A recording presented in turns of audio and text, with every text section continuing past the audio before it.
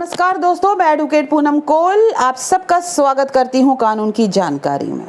तो फ्रेंड्स, जो आज का हमारा टॉपिक है डिवोर्स के रिलेटेड है कि आपको डिवोर्स लेने से पहले किन किन बातों का ध्यान रखना चाहिए, कहीं आपके साथ फ्रॉड तो नहीं हो रहा है। तो पहली बात यह है कि अगर आपने डिवोर्स के लिए सोचा है कि आपको अब अलग रहना है, तो पहली बात जो आपको नहीं करनी है वो ये करनी है कि आपको नोटरी के पास नहीं जाना है। नोटरी के पास जाने से आप का जो डिवोर्स है वो वैलिड नहीं होता है। अक्सर क्या लोग करते हैं कि वो नोटरी के पास जाते हैं, एक डिवोर्स डीड बनाते हैं, उसमें विटनेस के साइन करते हैं, उसी के साथ एक सेटलमेंट डीड भी बनाते हैं और उस पर भी विटनेस के साइन करते हैं, अपने जो थंब इम्प्रेशन है वो भी देते हैं और जो नोटरी की रजिस्टर होती है उसमें भी वो एंट्री करते हैं, वहाँ पर भी वो साइन करते हैं, फोटोग्राफ्स लगाते हैं और ये सारी प्रक्रिया करते हैं। तो उनको ऐसा लगता है या उनको ये बताया जाता है, जो भी उनको ये बोलता है ये करने के लिए, उनको ये बताया जाता है कि अब आपका डिवोर्स हो गया है, अब आप पति पत्नी नहीं हो। लेकिन फ्रेंड्स, अगर आप भी ये डिवोर्स करना चाहते हो और आप भी ये करने की सोच रहे हो कि आप नोटरी के पास जाकर डिवोर्स करोगे और जो मैंने ये प्रोसीजर बोला है आप भी यही प्रोसीजर करना चाहते हो या आपने ये प्रोसीजर किया है, तो आप फिर फ्रॉड में फंस चुके हो। तो आपका जो डिवोर्स है वो नहीं हुआ है, आपकी मैरिज अभी भी वैलिड है। तो ये जो मैंने आपसे ये कहा ये ना करें, ये divorce valid in the eyes of law नहीं है।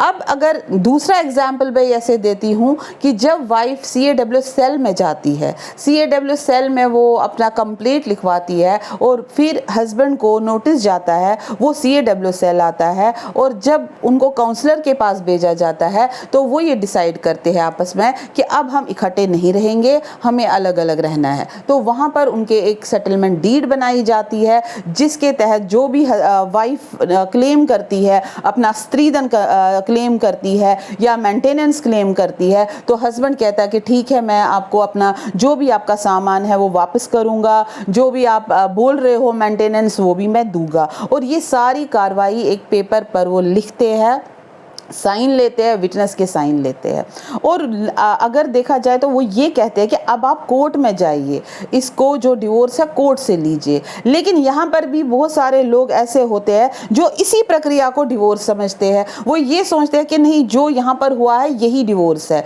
तो फ्रेंड्स, इसको भी क्लियर कर दीजिए कि जो वहाँ पर आपने स्टेटमेंट दी है, वहाँ पर आपने विटनेस के साइन किए, जो भी आपने वहाँ पर किया है और आपको ऐसा लगता है कि आपने डिवोर्स दिया है, आपका डिवोर्स हो चुका है, तो आप गलत सोच रहे हो। वहां पर आपका डिवोर्स नहीं होगा, बिल्कुल नहीं होगा। और आप ये मत समझिए कि वहां जाकर आपने स्टेटमेंट भी दिया है, साइन भी किया तो वो डिवोर्स है। क्योंकि ऐसे मेरे पास एक क्लाइंट आया था जिसने ये कहा कि मेरा डिवोर्स तो हो चुका है और जब उसने ये स्टेटमेंट मुझे दिखाई तो वहाँ पर मैंने उससे भी ये कहा कि it is not divorce, you are still in marriage. तो यहाँ पर आप इसका ध्यान रखें। अब नेक्स्ट मैं ये बताऊंगी कि अगर आप अब कोर्ट में ही जाएंगे, म्यूचुअल कंसर्न डिवोर्स जिसको कहते हैं, अब आपने डिसाइड ये किया है, आप वकील साहब के पास जाते हो या खुद जाते हो, जैसे भी आप ये सोचते हो कि हमें म्यूचुअल कंसर्न से कोर्ट से डिक्री लेनी है, तो आप क्या करते हो, आप फर्स्ट मोशन यानी जो फर्स्ट पिटीशन होती है जिसको हम फर्स्ट मोशन कहते हैं, आप वो फर्स्ट मोशन फाइल करते हैं, कोर्ट में जाते हैं, अपना स्टेटमेंट देते हैं, आपके जो डॉक्यूमेंट है वो एग्जिबिट भी होते हैं, जज साहब आपसे सवाल भी पूछते हैं और सारी प्रक्रिया होती है और आपका ऑर्डर भी होता है, फर्स्ट मोशन का ऑर्डर वो अलाउ हो जाता है आपका। तो आपको यहाँ ऐसा लगता है कि आपका डिवोर्स हो गया है। लेकिन फ्रेंड्स, जो भी म्यूचुअल कंसेंट का डिवोर्स है वो 2 बार आपको कोर्ट जाना होता है, फर्स्ट मोशन फाइल करना होता है और उसके बाद सेकेंड मोशन भी फाइल करना होता है। सेकेंड मोशन 6 महीने के बाद फाइल होता है। लेकिन अगर आप application waving of cooling period यानी वो 6 महीने को वेव करने की एप्लीकेशन लगाओगे और उसमें एक सॉलिड रीजन दोगे, एक सफिशिएंट कॉज दोगे कि क्यों आप ये जो पीरियड है उसको वेव करना चाहते हो, उस वेविंग एप्लीकेशन के साथ आपको सेकंड मोशन भी फाइल करना है, ये आपको कोर्ट में फाइल करना है और उस एप्लीकेशन पर आपको आर्ग्यूमेंट भी करना है कि क्यों आप वेव करना चाहते हो 6 मंथ का पीरियड। और उसके बाद जब वो एप्लीकेशन अलाउ होगी तो फिर आपका जो ये सेकंड मोशन है उसमें भी वैसे ही कार्रवाई होगी जैसे आपके फर्स्ट मोशन में कार्रवाई हुई थी। और जब ये फर्स्ट और सेकंड मोशन यानी दोनों कार्रवाइयाँ पूरी हो जाएंगी उसके बाद ही आपको कोर्ट से डिवोर्स डिक्री मिलती है। तो फ्रेंड्स, यहाँ पर मैं आपसे ये कहना चाहती हूँ कि बहुत सारे लोगों को ऐसा लगता है कि हम तो कोर्ट गए थे, हमने वहाँ पिटीशन भी फाइल की, जज साहब के सामने भी गए थे और हमारा डिवोर्स हो गया है। लेकिन फर्स्ट मोशन, सिर्फ फर्स्ट मोशन में जाने से डिवोर्स नहीं वैलिड होता है, वो डिवोर्स नहीं माना जाता है जब तक कि आप सेकेंड मोशन भी फाइल करोगे और जब तक आपको फाइनल डिवोर्स डिक्री मिलेगी। तो आप इस चीज़ का भी आप ध्यान रखिए। अब दूसरी बात मैं आपको ये बताऊंगी कि जैसे हस्बैंड हो या जैसे मैं यहाँ पर एग्जांपल वाइफ की दूंगी। जैसे वाइफ है वो मेंटेनेंस का केस फाइल करती है कोर्ट में और हस्बैंड को ये क्या बोलते कि समन जाता है, नोटिस जाता है, हस्बैंड भी कोर्ट में आता है और फिर वो ये कहते कि नहीं, हमें इकट्ठे नहीं रहना है, ठीक है मैं इसको मेंटेनेंस दूंगा लेकिन हम इकट्ठे नहीं रहना चाहते हैं। तो कोर्ट क्या करती है, कोर्ट काउंसलर के, मीडिएटर के पास भेजती है केस को कि इन दोनों के बीच में देखो कि कोई काउंसलिंग करके या कुछ सेटलमेंट तो नहीं होगा। लेकिन अगर ये वहाँ पर मीडिएटर अपना मीडिएशन का ऑर्डर लेती है कि ये दोनों अलग रहना चाहते हैं, इस टर्म एंड कंडीशंस में ये अलग रहना चाहते हैं, तो वहाँ पर वो जो ऑर्डर करती है वो डिवोर्स नहीं होता है। आप यहाँ पर भी बहुत सारे लोग समझते हैं कि जो मीडिएटर ऑर्डर करता है या जो काउंसलर वहाँ पर लिखती है वही डिवोर्स होता है।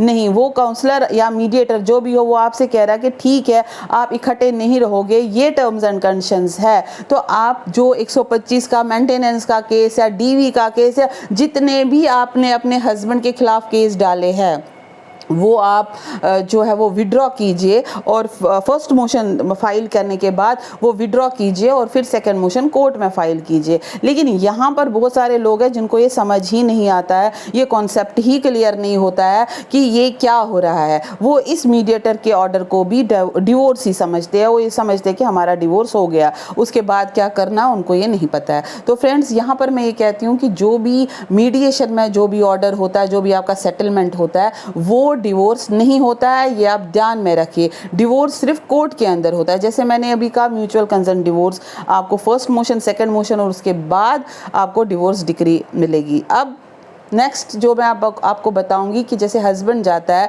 या वाइफ जाता है, दोनों में से कोई भी आप ले लीजिए। अब हम यहाँ एग्जांपल हस्बैंड की लेते हैं। अब हस्बैंड जाता है, वो कॉन्टेस्टेड, जिसको हम कॉन्टेस्टेड डिवोर्स वो फाइल करता है, यानी ये म्यूचुअल डिवोर्स नहीं है, ये कॉन्टेस्टेड है। वो चाहे डेजर्शन में डाले या क्रुएल्टी में डाले, जो भी उसको लगता है वो ग्राउंड लेता है डिवोर्स के।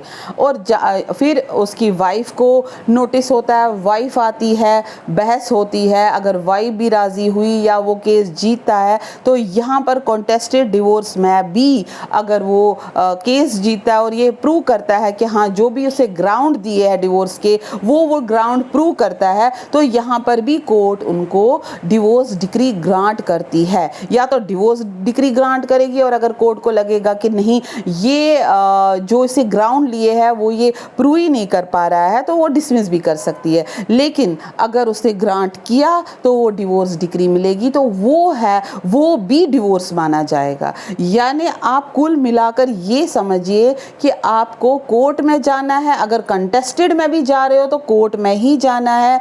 वो केस जीत कर ही आपको डिवोर्स की डिक्री मिलेगी। अगर आपको म्यूचुअल कंसेंट में जाना है तो एक बार नहीं 2 बार आपको पिटीशन फाइल करनी है, फर्स्ट मोशन और सेकंड मोशन, उसके बाद ही आपको डिवोर्स की डिक्री मिलेगी। तो ये आप ध्यान रखिए, आप किसी फ्रॉड में मत फंसिए जो आपको ये कहेगा कि एक दिन मैं डिवोर्स करवाऊंगा नोटरी से, वो मत कीजिए। CAWSL में मैं आपको बार बार बोल रही हूँ, CAWSL का जो स्टेटमेंट है या जो भी वो लेती है वो डिवोर्स नहीं होता है। या फर्स्ट मोशन करके आप छोड़ दोगे तो वो भी डिवोर्स नहीं होता है, या मीडिएशन के ऑर्डर को आप डिवोर्स समझोगे वो भी डिवोर्स नहीं होता है। या आप बड़े जो घर के फैमिली मेम्बर्स होते हैं उनके सामने बैठकर बोलोगे कि हम डिवोर्स ले लेंगे और फिर वहाँ पर आप को लिखा पढ़ी करोगे, ड्राफ्ट लगाओगे और सारे उस पर साइन करेंगे, वो भी डिवोर्स नहीं होता है। तो फ्रेंड्स, ये आप ध्यान रखिए कि डिवोर्स सिर्फ़ और सिर्फ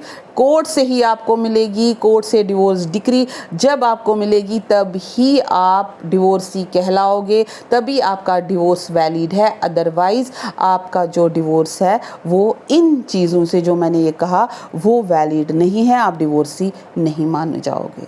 तो फ्रेंड्स, आशा करती हूँ कि आप इस फ्रॉड से बचेंगे और आपको भी अगर डिवोर्स लेना है तो इन बातों का ध्यान रखोगे कि हमें क्या क्या करना है, क्या क्या नहीं करना है। तो फ्रेंड्स, मुझे यहाँ से इजाज़त दीजिए। नमस्कार। आपके साथ पुनः मुलाकात होगी एक नए वीडियो के साथ। तब तक के लिए कीप वॉचिंग माय चैनल। नमस्कार।